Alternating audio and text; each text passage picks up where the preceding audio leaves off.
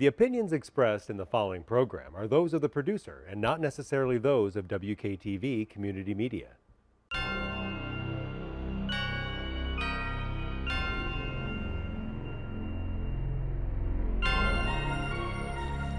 We hear things in the deep, dark night.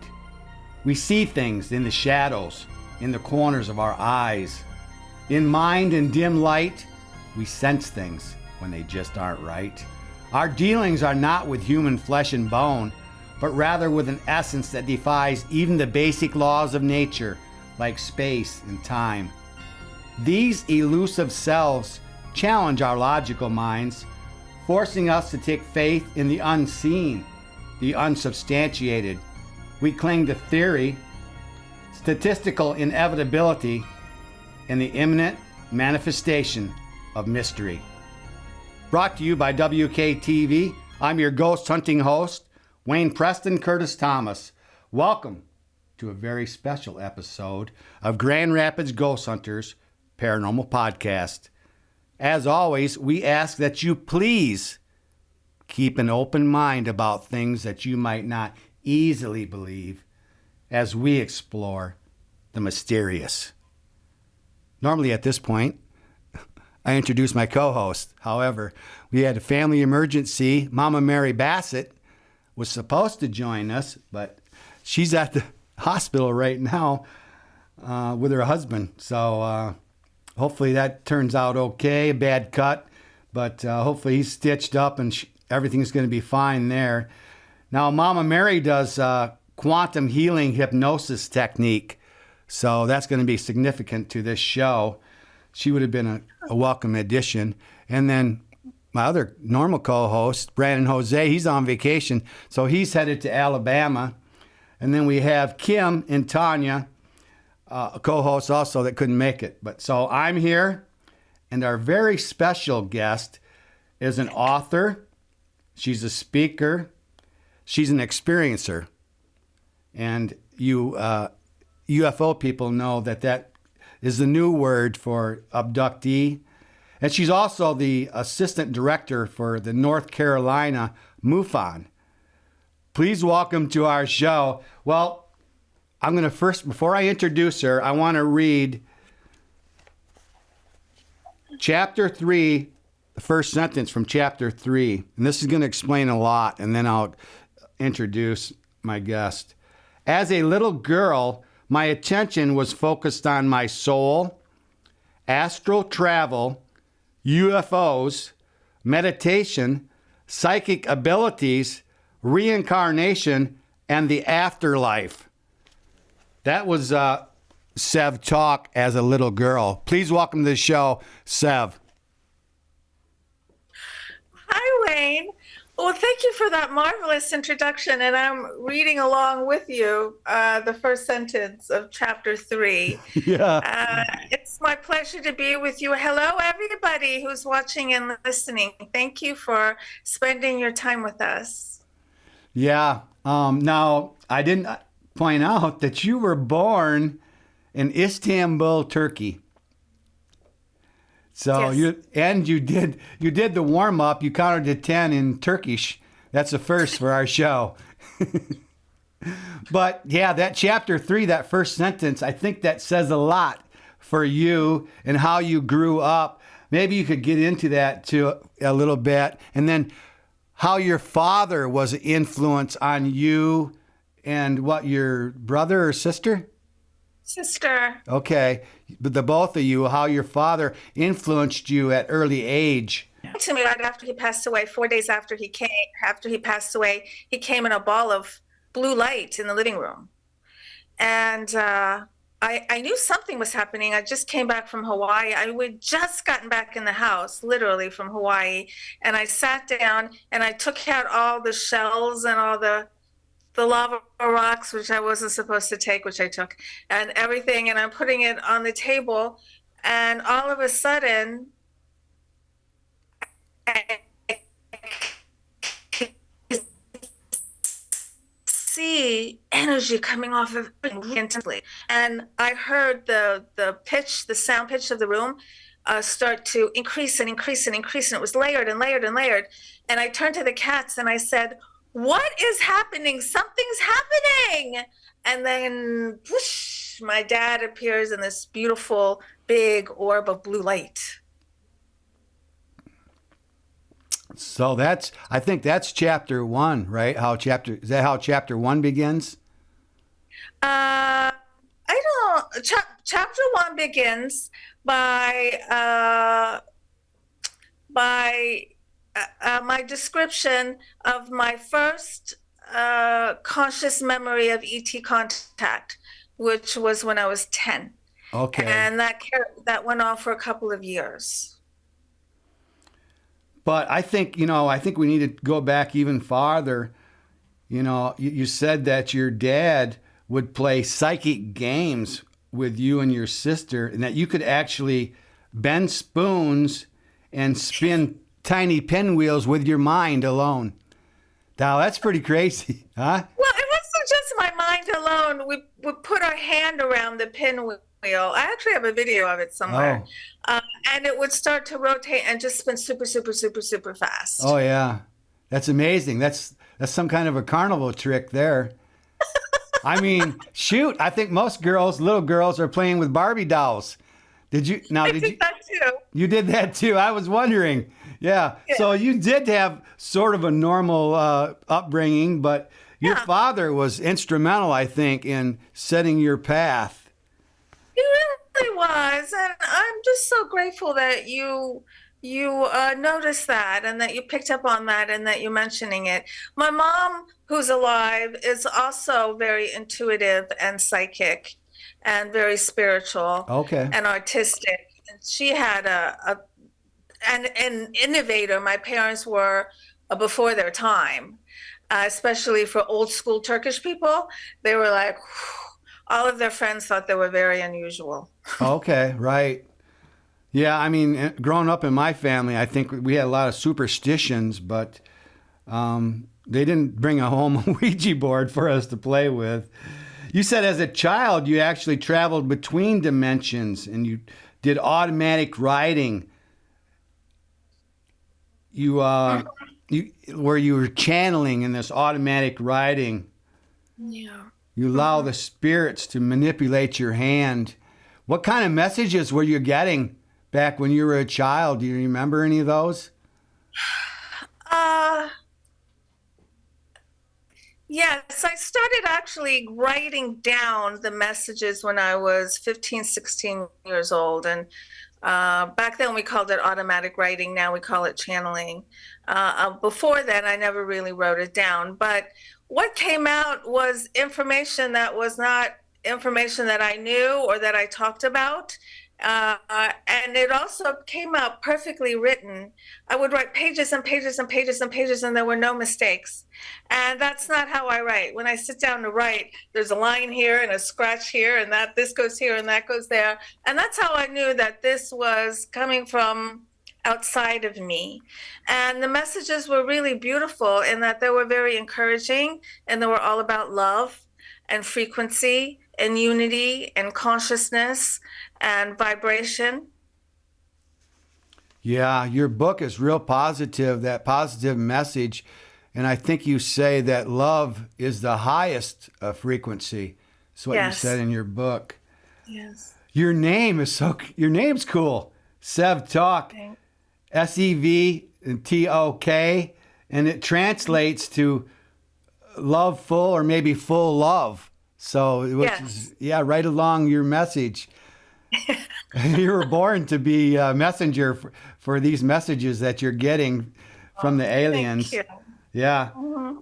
Now, at 45 years old, you started to question whether you were crazy or not.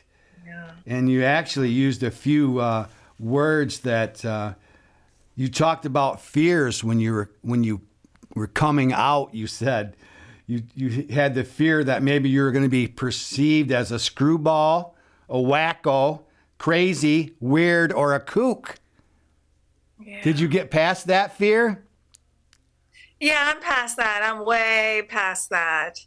But I didn't really start to pass that or really start to deal with those feelings and maneuver through them until 2018. Oh, wow. Really, up until then. Yeah, I just came out in 2018. And so I was hiding it up until then. Okay. And it happens a lot in our industry. It's not just people who are experiencers. Well, experiencers in different ways other than aliens. They have psychic abilities. They don't even tell their family about it. They grow up and just keep it hidden.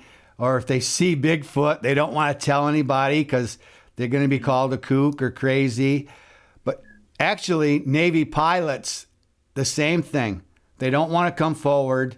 There was always a stigma in the past that if you said saw an alien or saw a UFO, there was a stigma that came with that, and your job might even be in jeopardy. So, but I think we're finally starting to get past that. Yes, recently I'm hearing from more experiencers than ever. I help experiencers around the world, and I help them through my work with MUFON, but I also help them personally. If you go to my website, planetsev.com, there's a tab there for you to share your ET contact story with me, and it's private.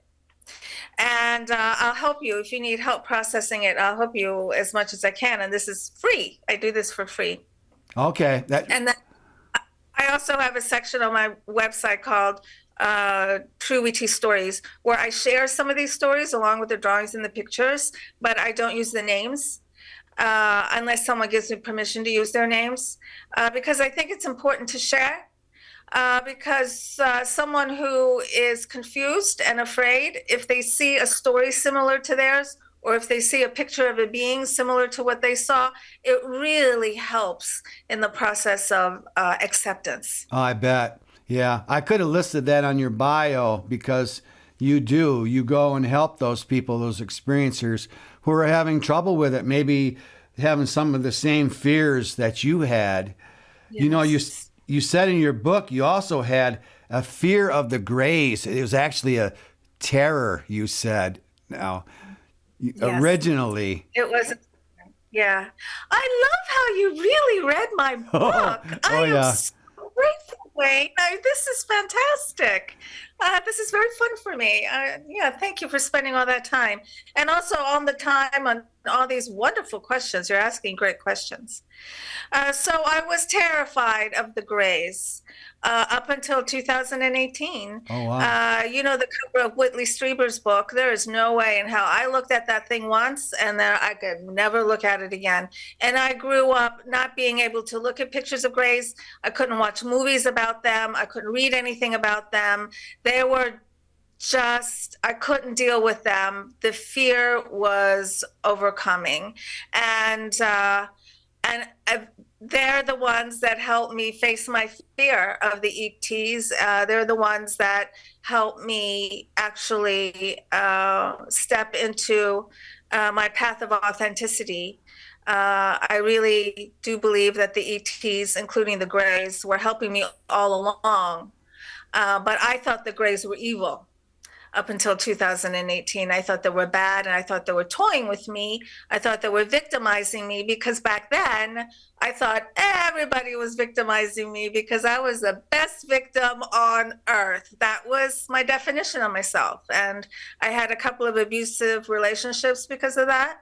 And it was after the second divorce that I finally saw, you know, I'm the problem. It's not them. I'm the problem. Why am I accepting this crappy behavior? And I decided I'm going to really look deep into myself, get the answer to that, and be the most authentic version of myself I can possibly be, because that's really the only way I'm going to find happiness. Yeah, you talk about that authentic self in the book. Yes. And it just so happened my path of authenticity includes the ETs. Not everyone's path of authenticity includes aliens, but mine did, because I was running from them, running. And when you're living a lie, something as remarkable as ET contact, which is a spectacular event, and we should be telling the world and we should be sharing what we're doing. Instead, we're retracting and we're afraid and we're embarrassed. This is why I've come out, and I want to help experiencers not be so afraid and embarrassed. I'm not saying you have to come out and write a book, but I'm helping experiences come out to themselves. That's the number one most important thing to do. And so when I started coming out to myself, that's when I realized the hold that my fear of the grays had on me, and how ignoring my experiences my whole entire life was living a lie. And it's not like we can compartmentalize that and then pretend that all the other areas of our life are going to be fine and fulfilled, because no, that little lie permeates every single area of your life, every relationship that you have. You did the past life regression with Dolores Cannon. Did that help you? I did not do a past life regression with Dolores Cannon. I did one with someone else, and I've done it twice. Oh, Diane Kensler. Diane Kensler. All right. Okay. Mary. Yeah. Mary studied under Dolores. Mama Mary Bassett, who was supposed to be on the show, she studied under Dolores. But did this past life regression, did that help you get past that fear of the grays? No, it didn't help me get past the fear of the grays. No, I can't say that did. It brought up some interesting experiences, but I wouldn't say it helped me, because it came right at the time when I was starting to process everything. And when I had that regression, I was still afraid of them. Oh, okay. And when I came out of the regression, I was still a little afraid of them. No. What happened just a couple months later after that regression, that's what prompted me to heal. Okay. Now, you come up with a mathematical probability, and of course, that's something that we talk about. That's something that through MUFON that I've heard about before. You come up with 19 sextillion stars like ours. So it's pretty much statistically inevitable that they're out there, is what you're saying. Yeah. I mean, Mathematically, yes. Mathematically, it is, right? So if you want to be logical about it, let's be logical about it. Right. And I've heard different equations, different people, that actually how close they might be. But your book, you talked about a couple different things. You had messages that were similar, and then that is that we are all multidimensional beings with psychic abilities. You say it different ways. You say we are living in a multidimensional universe. You say your genuine self is intergalactic and multidimensional with paranormal abilities. You're saying that we all are that, right? Yes. Yes. We are all that. Yes. That's pretty. We're all energy that doesn't die, that exists spontaneously everywhere all the time. And we have experiences. Our energy is funneled into different consciousnesses that we call past lives, although it's all happening at the same time. And that's what we call a life, when that energy is focused through another consciousness, and that focus creates that reality. Yeah, talking about past lives, I think I set your book down and then I picked it back up, and I'm reading that you were imprisoned like 19 times or something. And I'm like, wait a minute. What? And I what? You were imprisoned. You were in prison 19 times. I couldn't figure that out. I'm going, well, Sev is a criminal. And then I realized, no, this is these past lives that she's talking about. So, yeah, I had to look that up again. And then also that you're a male. So you were a man, and because I didn't know whether I could be a woman in a past life or not, but your book answered it for me. Yeah, well, forget being a woman. You could be another being. You could be a completely different entity, completely different. You might not even have a body. Okay. Just a spiritual being. All right. Yeah, your book was so so eye-opening, really expanded my mind just reading it. You talk about so much in this book. You talk about the Kundalini energy. You're talking about energy. You talk about the Kundalini. If you could expand on that a little bit. I don't know if that's really a feminine energy. Is that just for women? No, Kundalini energy sits in your lower chakras. Do you know about the chakra system? Right. Yep. Yeah. Okay, so it sits in your lower chakras, and often it's depicted like as a snake or coiled up.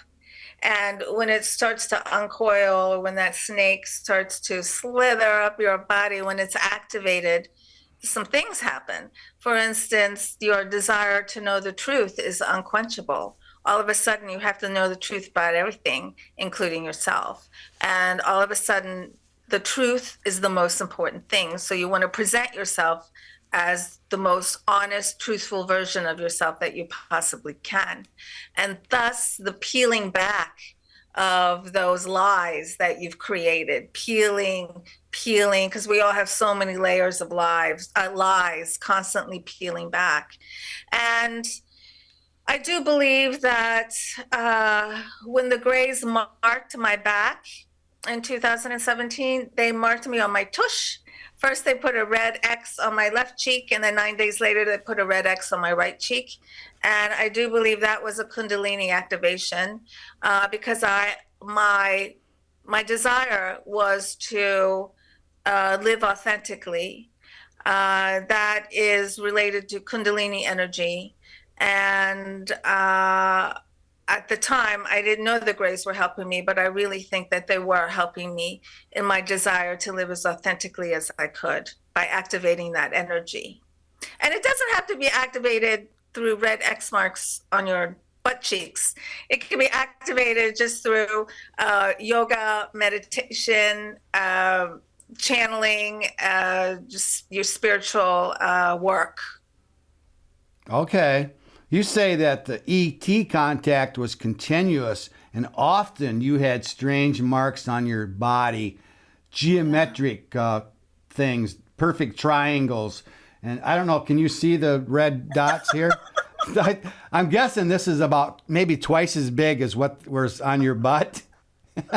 You made me laugh in your book, and usually paranormal books don't make me laugh, but when you said, Patrick. Did you make a model? Is yeah, that I made a model. Yeah, even rounded for you. And then you said,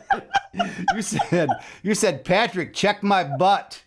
So I've never read that in any paranormal book before this. Oh my God, Wayne, you are hilarious. Yeah, no one's ever put their butt. butt. No one ever put their butt in a book before that I have.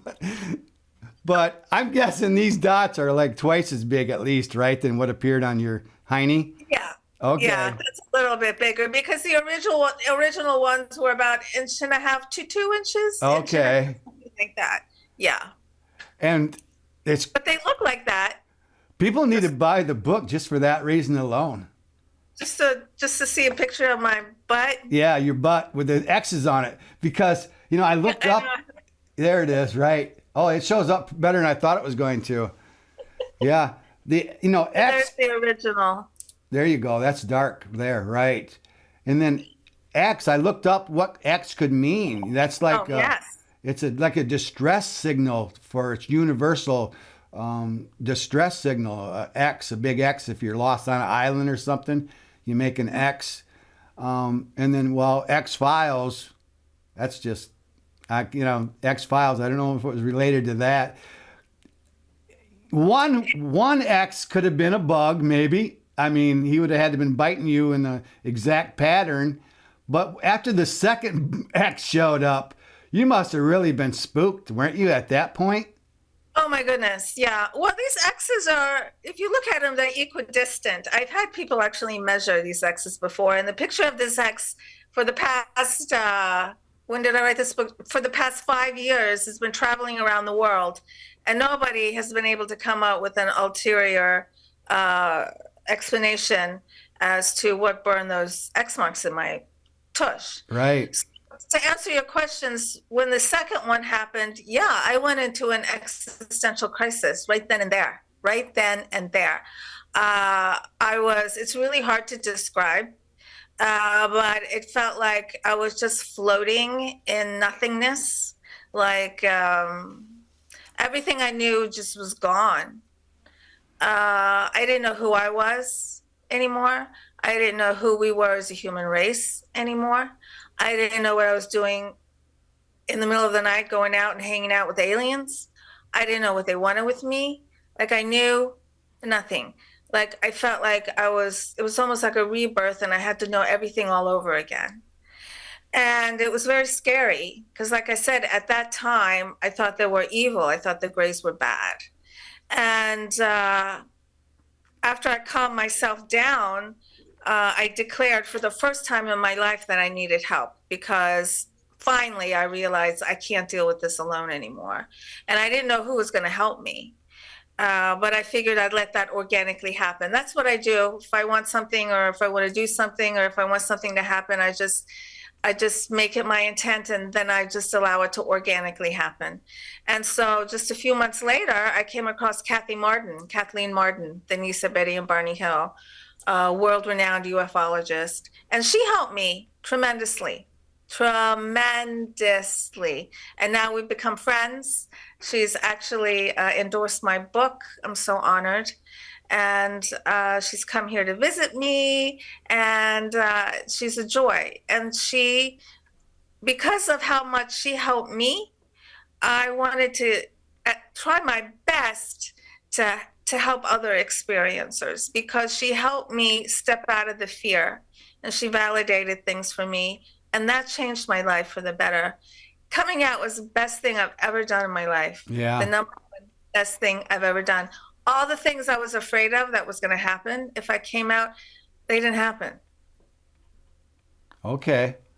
So that's what got you past that fear, got you moving on. It's good to have support. And I know you talk about validation in your book, which everybody in this field that I'm involved in is looking for validation. And you found validation through your synchronicity, where you moved to geographically. Your friends at the time all told you you were on the right direction. And I think maybe that helped you get past that fear too, this seeing the synchronicity and saying, yep, I'm doing what I'm supposed to be doing. Yes, looking for those signs of alignment. Right. And when you notice, when you know what to look for and you see those signs of alignment and then you continue in that direction, you're absolutely right. That did help me a lot. I've decided that if at any point I meet resistance or I meet difficulty, then I'm like, oh, okay, I got to tweak what I'm doing and maybe go in a slightly different direction because I'm not into resistance. I think that we can activate our purpose, live as we wish to without a lot of resistance. Yeah, you called that, would you say signs of what?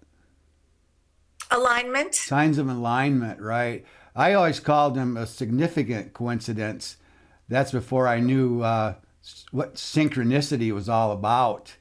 You know, I just thought there's some coincidences that are higher than others in significance. So a higher significance of a thing happening right in your life when you're saying, yeah, I am where I'm supposed to be, and it's validated for you. I think that helps you keep moving forward on this journey. Yours was a spiritual journey too. I mean, you talked about angels. You say angels are all around us and they speak through strangers, clients, family, co-workers, and friends. I'm wondering, can angels also speak to us through pets? Through our pets? Yes, absolutely. any consciousness can speak through any other living being, and or an angel can just talk to you directly. What is an angel? What are your definition of an angel? All of that kind of stuff really changes person by person. It really doesn't matter to me what the definitions are. I just know that there are an unlimited amount of beings, unlimited quantity of consciousnesses existing in an unlimited amount of dimensions. And you say that I could be an angel for someone else, that we all could be an angel if we. Ultimately, I think we all are. Okay. Whether we know it or not. We don't always act like an angel, maybe, but yeah, maybe deep. Even the person that makes you the angriest or the saddest could really be an angel in disguise for you to help you awake or to help you realize something, learn something, not to make a mistake again, or to transform or to change in a positive way. And so I don't have a negative attitude about my ex-husbands anymore. I really do call them angels because they help me wake up. Oh, okay. Right. And you said in your book that you see dead people while you're sleeping or awake. Yeah, I did. I used to do a lot of that. I don't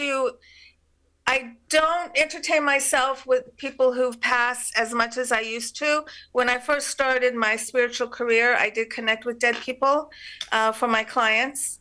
And before I started having clients, I did have dead people visiting me in my dreams when I was awake, giving me messages. When it first happened, this man just popped into my third eye. I was in the yard, just laying on the deck getting sun, and I saw him right here. And he said his name, and I remember I just sat up, and I was like, "What was that?" And this voice goes, "Go look in the obituary." And I'm like, "Oh my God, I'm insane." So I got up and I went and I looked in the obituaries, and he had just died. And then it just started coming and coming and coming, but to the point where it was bothering me. It was too much. I didn't know that I was in control. I didn't know that the faucet can be half on or half off. I thought the faucet had to be either completely on and you're inundated, or completely off and you don't have any form of communication at all. So there were many times in my life where I said, okay, I'm not talking to dead people anymore. Everybody has to leave me alone. But then slowly I get back into it, and then I'm inundated. I'm like, okay, everybody leave me alone, no more. And then I get back into it. But now I've learned that I can control it. They don't have to bother me if I don't want them to bother me. Yeah, I think that people like you and the people I have on the show is they open up one area of their mind or whatever, and then that seems to open up other areas for them. Whether it's aliens or psychics, or that's how I always thought maybe that these psychic mediums were going to be the first ones who were going to be in contact with, because they already are like have the ability to see, through this veil. So they're like they're halfway there, but they have an advantage over us. But according to your book, I'm sorry. No, go ahead. I like to call it playing on the playground of consciousness. So when you're on the playground of consciousness, you're communicating with other multidimensional beings. They're all there. So you're eventually going to be communicating with the ETs, with angels, with guides, with dead people, whatever it is. They're all there. And so that channel of communication just opens up to all of them. Yeah. And the best way to do it is through meditation. Okay. And you were doing that at a very young age, maybe 5th grade, I think you said. You were meditating. I never even heard of it by then. I did transcendental meditation more in my 20s when I was in college. But that's where you have a mantra, that you repeat that mantra. It's a little bit different, I think, than meditating that they do now with the chakras and that. Yeah. You said in your book that humans are myopic. And so humans are nearsighted. We're lacking imagination and insight for the most part. And I'm thinking maybe that's what your message in your book has a lot to do with, kind of opening our eyes so we're not so myopic. Yes, thank you for saying that. That was the intention of my book, was to share my story so that other people who have similar experiences know they're not alone. And also for people who have not had these kind of experiences to know that these are real. I'm just a normal, ordinary person. But all these experiences that happen to me can happen to you too. There's nothing special about me at all. All it is I'm focused in the other realms. So some people don't even know they can focus in the other realms. So the book helps you see that, well, you can focus in the other realms. And when you do that, all of a sudden you get this fantastic free information. It's like therapy. And it's information about you, for you, to help you live as a human being, because being a human being is a difficult thing. And so it's free therapy. Yeah, it's good therapy. You say that we are, as humans, we're not ready. So the government's giving us a slow reveal, that we get knowledge when we're ready for it. And so that's kind of where we're at, is like we're warming up to this knowledge a little at a time. Yes, thank you for bringing that up. Everything has energy and frequency to it. I do, you do, this book does, everything does, including thoughts and including knowledge. For instance,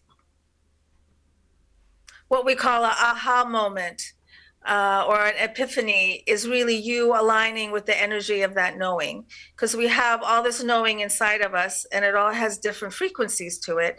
And when our personal frequency is similar to the frequency of that knowledge or that knowing, then ding, it makes sense to us. We know it, we're aware of it.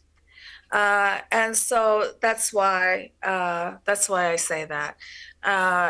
And that's why it's so important to raise your frequency, because as you raise your, well, there's many reasons you want to raise your frequency, but one reason is that you can align with higher frequency information and knowledge. The government's finally starting to say, yeah, we were withholding information, we lied to you.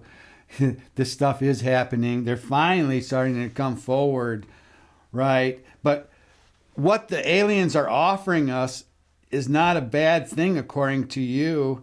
They're offering no war, no hunger, no killing.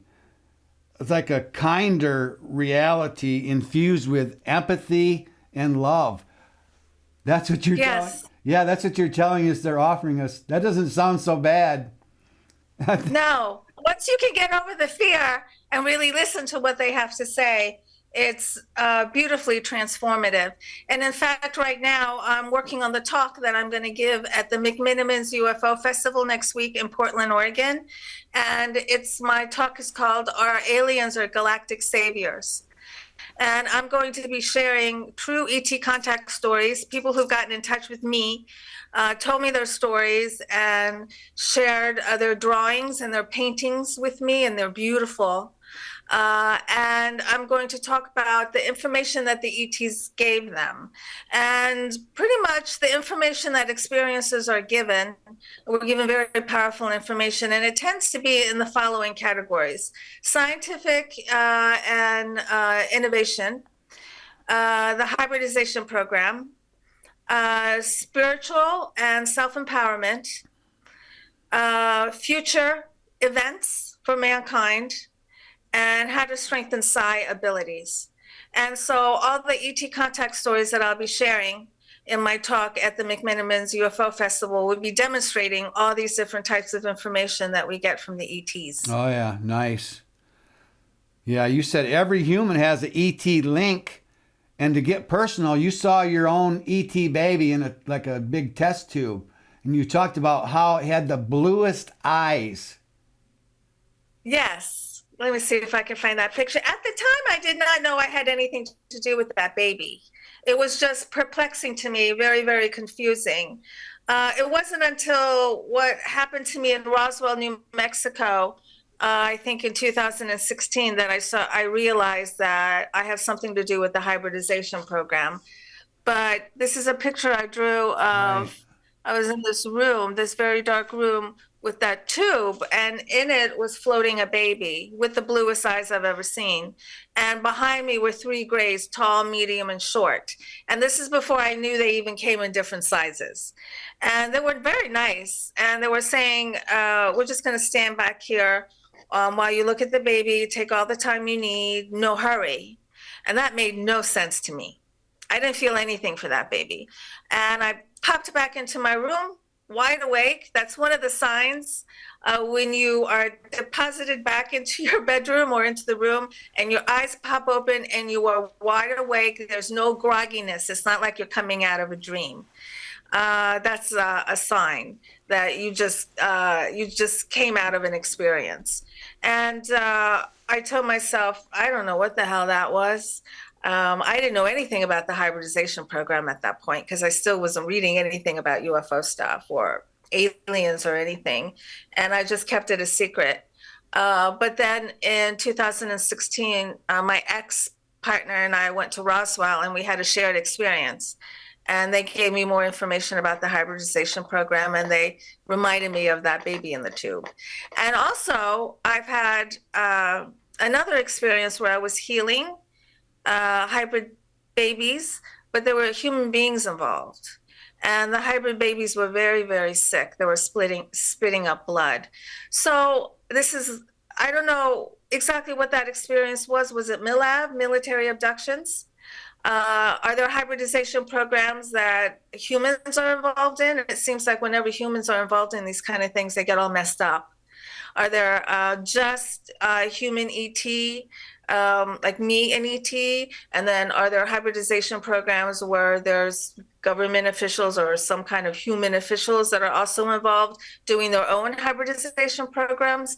I don't know.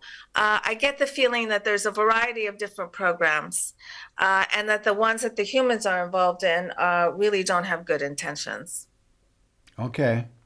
Now, Bill Konkoleski, our state director of MUFON here in Michigan, he's got his two books out, Experiencer 1 and 2, and he talks about the blue eyes.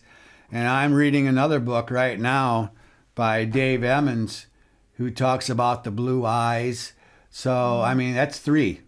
That's just three. But I think there's something to that. When you're talking about these hybrids, I'm wondering extraterrestrial sex. See? That's what I'm wondering, because there's reports to the Pentagon about people saying that they had sex with aliens, the best sex ever. But I'm thinking your baby, though, wasn't from a sexual experience, right? Or I don't really recall having sex with an alien or a reptilian or anything like that. But I do know that there are people who say that that's happened. It's usually men and these beings that they're having sex with. They seem to have these screen images. First, they're these gorgeous women, and then they turn into these beastly beasts. So that's some of the ones that I've read. There's so many different stories about hybridization that I can't even possibly tell you about all the different stories. It seems to happen in a variety of ways. The traditional physical sex, and also more of a scientific manner. Right. You're talking like superhumans, these hybrids. Yeah. Yeah. Yes. Maybe things that we can't do, these hybrid babies. Maybe they're engineered so they can travel in other ways. Maybe. You break it down to ETH and IDH, extraterrestrial hypothesis. Like where do they come from? So, and then you break it down to those two things, and then interdimensional hypothesis. This is the first time I've heard anyone break it down. I mean, I've tried to pin Bill Konkoleski down on like, where are these things coming from?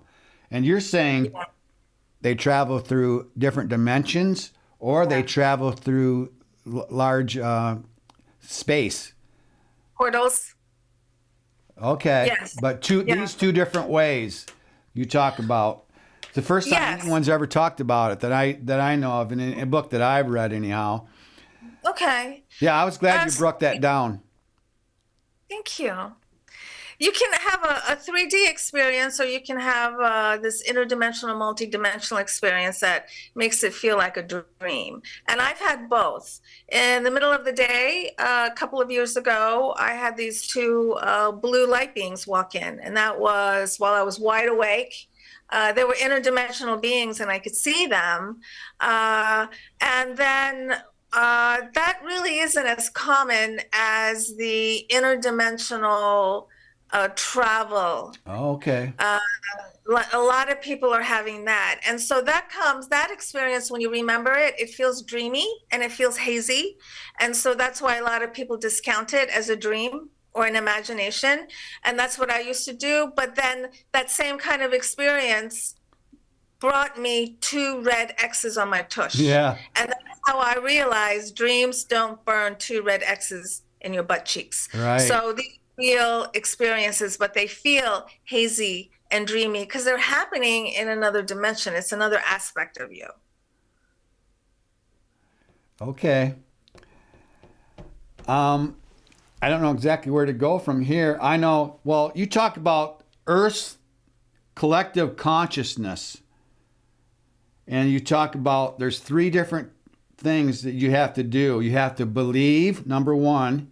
You have to know you can hear, feel, and see interdimensional UFOs and that process that information. And 3, practice, practice, practice. So I guess that's where you're at, the practice point right now. Yes. And so basically, if you want to strengthen your psi abilities, and we all have them, a variety of different psychic abilities, first, you just have to know that you have them, because awareness is the key. And then you have to believe that you can use them, and you have them, and you're going to use them. And then number 3, you practice, practice, practice, strengthening those abilities. And I have a YouTube channel, Alien Spirit with Sev.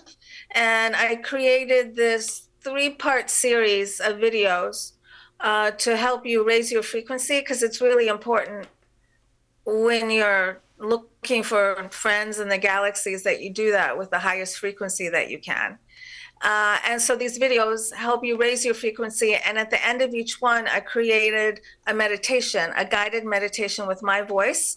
And I also paired high frequency music to it to help you connect with an ET or another worldly being, whatever kind of being you want, dead people, but to help you enter that playground of consciousness and to communicate with other beings in a very safe way, in a way that you're not afraid, and in a way that makes you want to continue. Yeah, I love the way you broke it down. So someone can build off of that and get to that point where they can process information that they're not used to. You know, Yeah. I'm going to backtrack a little bit. When you talked about when you were under hypnosis, you talked about, I think Patrick might have been there with you, and your speech pattern changed. You used new words. You weren't even in your vocabulary. And Yeah. I think that's important that you, how you changed like that. You maybe even your personality you felt changed. See, I've had that happen to me where my speech pattern changed. I was dropping off some protection prayers to a place where we had investigated for a ghost, and actually it was some other entity. It wasn't a ghost. It was something else. But it got inside of me. And when it did, right in mid-sentence, my whole speech pattern changed. My inflex, and then the dog I had been petting started growling at me. So some kind of entity got inside of me, and it kind of shook me. I didn't really know how to embrace that, but I wasn't under hypnosis. But yeah, I just wonder what that was like for Patrick to watch you, and then all of a sudden now you're doing different accents, maybe a southern drawl or something in your voice. Yeah, it must have been something for him. I was very glad that he was there. And I do suggest if anyone has this done, that it has to be done in person. It cannot be done on Zoom or on the internet. That's very dangerous. And in fact, at MUFON, we have a vetted list of regression therapists, and we will not vet anyone or allow anyone to be on our list if they do these kind of regressions online or through the internet. That's not safe. I did not know that. Yeah. Mm-hmm. Okay. And I do suggest, if you get it done, to bring someone with you, because he actually came into the room with me and he took notes, and he's a very, very, very logical person. So to him, this was like, wow, something very, very new for him. And I was just glad that I had him there to tell me that my speech pattern changed and I was using words I never used before. And he said, I don't know what happened in there, but I know something real happened. Yeah. Right. Yeah. Now, the thing is, I share all my ET contact stories. They're all conscious memory stories. I do not share stories from the regression that I had because even though I don't poo-poo hypnotherapy at all, I think it's a good thing. I'm not 100% certain what it is. I'm just not sure. What is it? What is it? What is it? I don't know. Yeah. So I prefer to just share my conscious memories. But I am not poo-pooing hypnosis at all. I think it can be very, very beneficial for a person if they're ready. Okay. Yeah, I know Bill Konkoleski. He had hypnosis and regressed and brought back some memories, I think, that he wasn't familiar with. I just wonder if there are some risk going under hypnosis. And you said, yes, there could be if you do it online. And it's good points that you're making for people who are considering this. I also wonder, Really deep state. Whereas, for instance, there's no way I would have been able to drive. Absolutely impossible. Okay. There's no way. Because you're still not grounded. Okay. And then someone should be there with you. And some people don't process as quickly as others. And if you relive, because you're reliving these experiences, you're not just watching them like TV. You're in that body. You're having those experiences. You're feeling everything all over again. This is intense.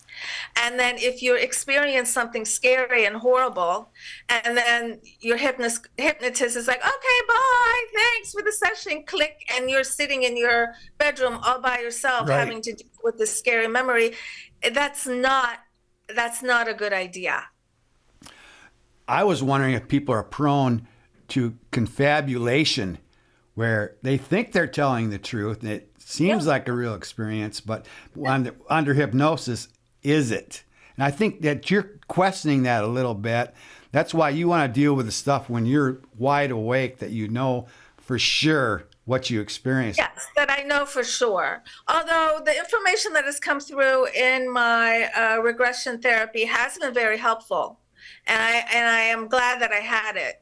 But because I'm just not certain where it came from, I prefer not to talk about it. Although in my book, I say that, but what did I do in my book? I dedicated an entire chapter to my regression, and pretty much word for word, I wrote everything that happened. But I think that's an important chapter, though. I really do. And the warnings that you gave today for people out there that are considering it, I think that's very important that you get that message across. Well, we've been here a while, so I need to move on to my final thought. I always do a final thought, and usually this is to get my co-host and anyone else who hasn't said anything involved, but it's just you and I. But I still want to do the final thought, and it's a little bit different than anything that's in your book. But in the movie AI, Artificial Intelligence, I don't know if you're familiar with the movie, there's a character, David. He's a childlike android, and he's programmed with the ability to love. So the final thought, the question is, will an AI, an android, ever be considered a sentient being? Or will Pinocchio ever be a real boy? That's my question. Will we ever get to that point where we're so advanced that this artificial life is sentient life? So, well, I do believe in the divine spark that starts life. And that divine spark is divine and not man-made. There you go. Yeah. You're not ever going to be able to put that magic in that android. He may act like a human being and portray human emotions even, but will he ever have that spark of life in him? That's a good point there. Yeah. And then let's see how far we are. I think we're pretty close. Yeah, we're pretty close. A shout out to people that were influenced you early on, or I know Patrick has been part of your support system. You have a couple girlfriends who have offered a lot of support through the years, but do you want to do a shout out to anybody who's really helped you on this path? Oh, with thank your you. book? That's nice. Yeah, Yeah. I'm no longer with Patrick, but when we worked together, he was very, very supportive, yes. And now I'm with a gentleman who's very, very supportive. It's important to me that I now surround myself with supportive people. I have a lot of girlfriends. Not all of them want to talk about this, and that's totally okay. Not all of them are really all that interested in this work that I do. Some of them are very interested, and that's very okay with me. As far as shout outs, of course, the first shout outs go to my parents for giving up a very cushy, comfortable life and coming to the United States of America. And raising my sister and I as open-mindedly as they could Right. to help us feel safe and comfortable in asking a lot of questions. I think that's So I'm key. very, very That's grateful key that. for you right there, that early influence there. I think that set your path. Yes. Yeah, you Yeah. needed that because your journey was just beginning, I think. So you needed that special training at an early age. My shout out goes to Special- Tyler, my tech guy here, who makes it happen. He's part of the Whole Picture podcast. He does his shows Into the Third Dimension. So a shout out to Tyler, and then my co-host Mama Mary Bassett, that couldn't make it. Kim couldn't make it. She's vacationing overseas somewhere, I think. And then Tanya and Brandon. So shout out to those guys. And then how about upcoming, ongoing? You already mentioned one place you're going to. What else is in the works for you? Or mention that again. Next week, I'll be speaking at the McMenamins UFO Festival in Portland, Oregon. It's a big festival. I'm very excited to be there. And then in August, I will be speaking at the MUFON International Symposium. I'm so honored that they asked me to do a special event. And last year, I was the master of ceremonies for the MUFON Symposium, and I had a lot of fun. So I'm very grateful that they've invited me back. And last week, I filmed an episode for a History Channel TV show that I can't say what it is yet. Okay. I am in a Canadian docuseries called UFO Physical Contact. And I continue to do interviews, and there's some other conferences that are coming up. And I've been meaning to start a podcast. I've been meaning to start a podcast for a couple of years. Oh. So that's something. And also starting another book. I've been meaning to do that too. So those are the two things that are coming up that I need to do. Upcoming, ongoing for us, we're on TV here on Comcast Channel 25 and Uverse 99 twice a week. They televise our show. So we're always looking forward to that.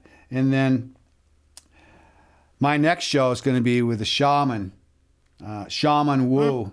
I've always wanted to interview a shaman, and just because they seem they're secretive. It's like they're not really, they don't want to give their secrets away. We'll find out if Shaman Wu is going to give any of his secrets away. He's Shaman Whitesides Wu.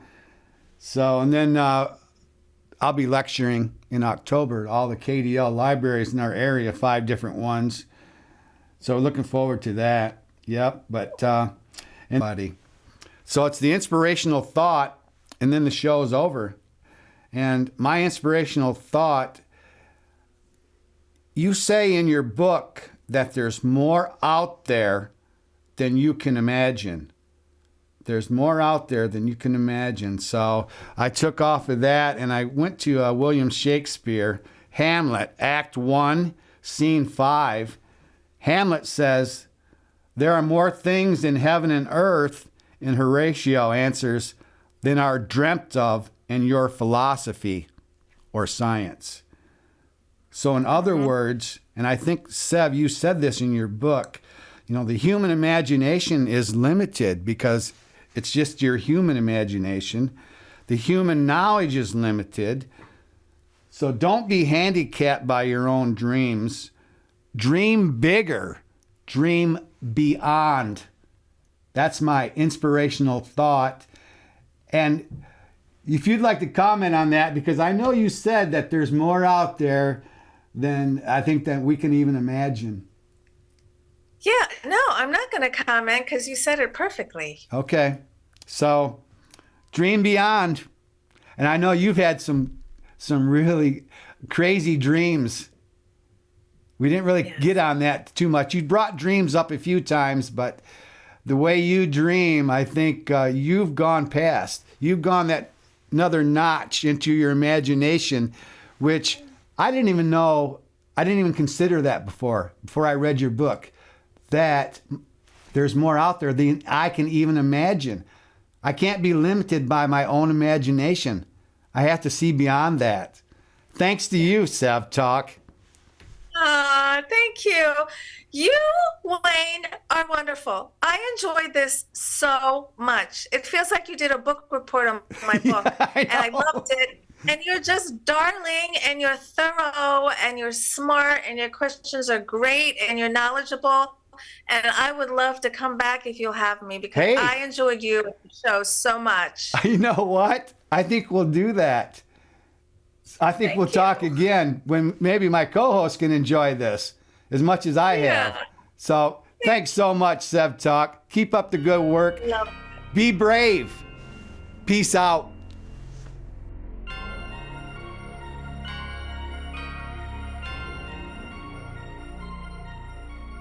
The opinions expressed in the preceding program are those of the producer and not necessarily those of WKTV Community Media.